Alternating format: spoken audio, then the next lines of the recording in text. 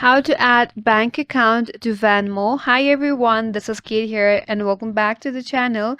And on today's video, we will learn how we can add bank account to Venmo. So without further delay, let's get started. So for that, first of all, you have to open up a Venmo application.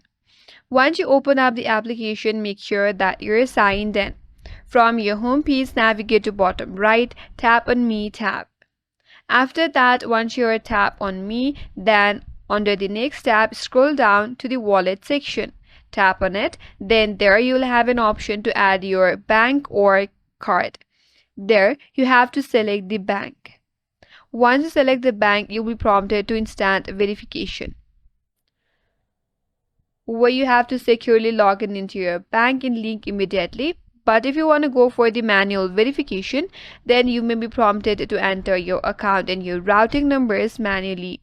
Venmo will send 2 more deposits to your accounts to verify your ownership. So make sure that you complete the verification step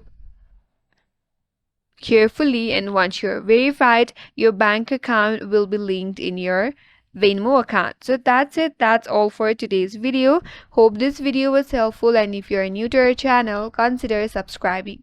Thanks for watching and stay tuned for more videos.